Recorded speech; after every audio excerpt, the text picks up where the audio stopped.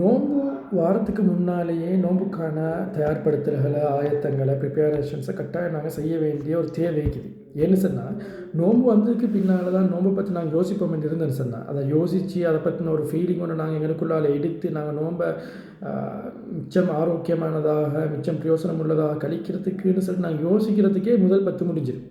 2வது 10 வந்து எங்களோட தொழில் வேலைகள், எங்களோட குடும்ப வேலைகள், எங்களோட படிப்பு வேலைகள், எங்கள் பிள்ளைகளுடைய வேலைகள்னு சொல்லிட்டு 2வது 10 வந்து பல வேலைகளோட அந்த சரியான ஆயத்தம் இல்லாததுனால வந்து அதையும் கழிஞ்சிட போகுது.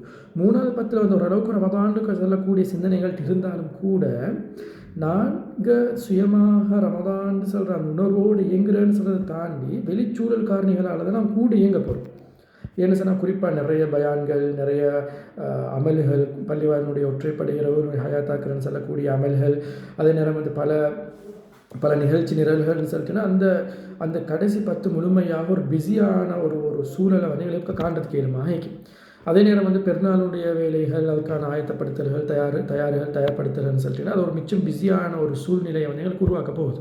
அப்போ முழு ரமதானும் நாங்கள் எதிர்பார்க்கக்கூடிய இஸ்லாம் எங்கள்கிட்ட எதிர்பார்க்கக்கூடிய அல்லாஹ் எங்கள்கிட்ட எதிர்பார்க்கக்கூடிய அந்த இலக்குகளை நோக்கங்களை அடையாமையே கடந்து போகிறதுக்கான வாய்ப்புகள் அதிகமாகவே இருக்குது. அதனால் வாரத்துக்கு முன்னாலே நோன்புக்கான தயார்படுத்தல்களை செய்கிறது ஒரு மிக முக்கியமான உண்டாகிக்குது. நபி ஸல்லல்லாஹு அலைஹி வஸல்லம் அவனுடைய வாழ்க்கையில் கூட நாங்கள் பார்க்குறோம், ஷஅபான் மாதத்தை ரமதானுக்கு முன்னுக்குள்ள ஷஅபான் மாதத்தை மிச்சம் சிறப்புகளை சொல்லிக்கிறத காண்றதுக்கு ஏற்பமைக்குது. குதுபு சித்தான்னு சொல்லக்கூடிய அல்லது சியாவு சித்தான்னு சொல்லக்கூடிய மிக முக்கியமான 6 ஹதீஸ் கிரந்தங்களில் மட்டுமே கிட்டத்தட்ட 72 ஹதீஸ்களுக்கு மேலே வருது வந்து ஷஅபானுடைய சிறப்புகளை சொல்லக்கூடிய விஷயங்கள். அப்போ இதிலிருந்து நாங்கள் புரிஞ்சுக்கொள்கிற விஷயம்தான், இதிலிருந்து எங்களுக்கு எடுத்துக்கொள்ள இயலுமான ஒரு விஷயந்தான், நோன்பு வாரத்துக்கு முன்னாலே நோன்புக்கான தயார்படுத்தல்களை அதுக்கான ஆயத்தங்களை கட்டாயம் நாங்கள் செய்யணும்னு சொல்கிறது. அப்படி செய்ய தவறு நேரத்தில் வந்து நாங்கள் என்ன நடப்போம்னு சொன்னால் நோன்பை வந்து சரியான முறையில் அது ஒரு ஆன்மீக பயிற்சி பட்டறையாக இறைவனுக்கும் எங்களுக்கும் இடையிலான தொடர்பை வலுப்படுத்தக்கூடிய ஒரு விஷயமாக மாற்றத்துக்கு பதிலாக ஏனைய மாதங்களை போலேயே கடந்து சொல்கிறதுக்கான வாய்ப்புகள் அதிகமாகவே இருக்கிறதுக்கான வாய்ப்புகள் இருக்குது. குறிப்பாக வந்து 5 நேர தொழுகைகளை வந்து எங்களுடைய ஃபர்லான தொழுகைகளை வந்து ஜமாத்தோட தொழுகிறதுக்கான ஏற்பாடுகளை நாங்கள் எப்படி செய்யலாம்னு சொல்லி யோசிக்கணும்.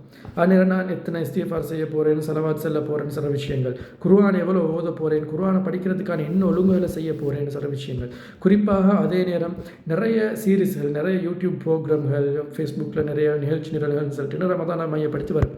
இதில் நான் எதை கேட்க போகிறேன், நிறைய விஷயங்கள் கேட்க போய்த்து முழுமையாக அந்த ரமதானை ஒழுங்காக கழிக்கலாம் போகாமல் அதில் சில குறிப்பிட்ட ஒரு சில நல்ல சிறந்த ஆலிம்களுடைய நிகழ்ச்சிகளை வந்து நாங்கள் தொடர்ந்து கேட்கறதுக்கான ஆயத்தப்படுத்துகிற நேரத்தோடய செஞ்சு கொள்ள வேண்டிய தேவை ஒன்றுங்கள் டீக்குது. எப்படி செய்யலைன்னு என்ன நடக்குன்னு சொன்னால் நோன்பை நான் மிக முக்கியமாக கழிக்கிறதுக்கு பதிலாக பிரயோசனமாக கழிக்கிறதுக்கு பதிலாக சாதாரணமாக கழிச்சிட்டு போகிறதுக்கான வாய்ப்புகள் அதிகமாகவே.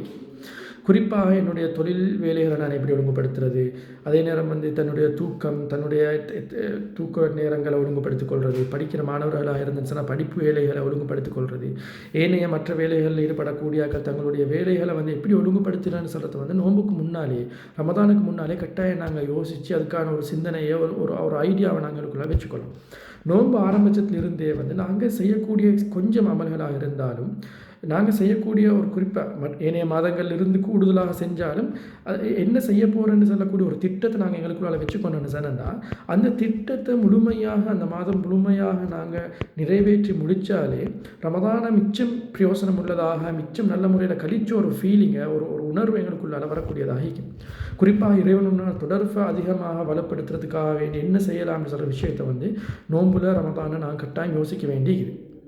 அப்போ நாங்கள் நோன்பு இலக்குகளை நோன்புடைய ரமதானுடைய இலக்குகளை அடைஞ்சு கொள்றதுக்காக வேண்டி இப்போயிலிருந்தே ரமதான் வாரத்துக்கு முன்னுக்கு இருந்தே நாங்கள் யோசித்து செயற்பட்டு திட்டமிட்டோம் சொன்னால் இன்ஷா அல்லாஹ் ரமதானுடைய அடையை வந்து எங்களை நாங்கள் ரமதான் முடிகிற டைமுக்கும் காண எளிமைக்கும் எங்களோட பெருநாள் மிக முக்கியமான குதூகலமான மிக சிறந்த ஒரு பெருநாளாக அமையும் இன்ஷா அல்லாஹ்.